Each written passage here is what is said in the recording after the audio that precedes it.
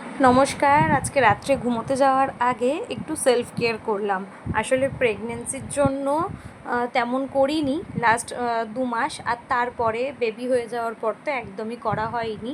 নানা রকম নিজের শারীরিক অসুস্থতা এবং মানসিক কিছু প্রবলেমও আমার মধ্যে এসেছিল। যাই হোক, তো দেখছো প্রেগনেন্সির জন্য আমার চুল কিন্তু ভীষণভাবে উঠে গেছে সামনে থেকে।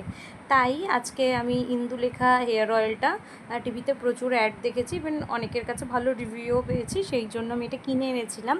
আর এটাই পুরো চুলে লাগিয়ে নিচ্ছি। আমি কিন্তু ছোট ফাইলটাই এনেছি, জানি না আমার মাথায় শ্যুট হবে কি হবে না, সেই জন্য তা এটা পুরো মাথাতে আমি লাগিয়ে নিচ্ছি আজকে। দেখি কেমন হয় এই ছোট ফাইলটা ইউজ করে। যদি ভালো হয় তাহলে পরের বার আবার একটা বড় দেখে নিয়ে আসবো। আর অনেক দিন আমি এমনিতেও মাথায় তেল লাগাইনি।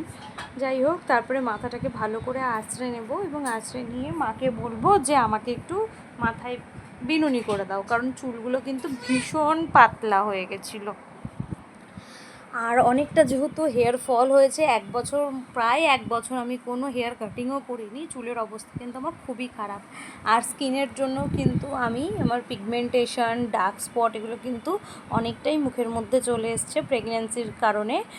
তো সেই জন্য আমি কিন্তু ওই ডার্মাকোর আমি একটা ফেস সিরামও অর্ডার করেছি, যেটা ডার্মাকো আমাকে বাই ওয়ান গেট ওয়ান অফারও দিয়েছিল, যেহেতু আমি অনেক দিন আগে এই প্রোডাক্ট বেশ কয়েক মাস ইউজ করেছিলাম সেই জন্য।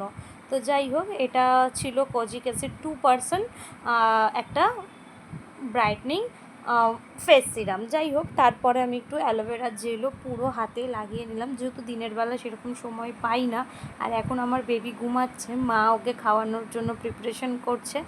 তো সেই জন্য আমি কিন্তু নিজের একটু সেলফ কেয়ারটা করছি। আসলে এতদিন তো করা হয়নি, আবার আস্তে আস্তে নিজের পুরনো লাইফে ফিরে যাচ্ছি, বা যেতে তো হবেই, যেহেতু কাজকর্ম সবই রয়েছে সেই জন্য। তারপরে অনেক দিন পর, কারণ আমি পুরো প্রেগনেন্সিতে নেল পলিশ পরিনি, একমাত্র আমার স্বাদের দিন পরেছিলাম, তাও আবার সন্ধেবেলা সেটা তুলেও ফেলেছিলাম।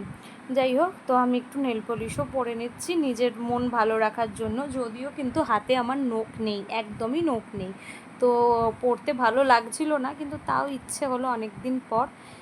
তারপরে মা চুলে বিনুনি করে দিল, আর এইভাবে পুরো নিজেকে একটু ফ্রেশ মনে হচ্ছিল। তারপরে আমি গেলাম শুতে, কিন্তু রাত্রিটা তো আমাকে জাগতেই হবে, হয়নি আমার ঘুম। যাই হোক, সবার এই ছোটোখাটো ভিডিওগুলো কেমন লাগছে একটু জানিও।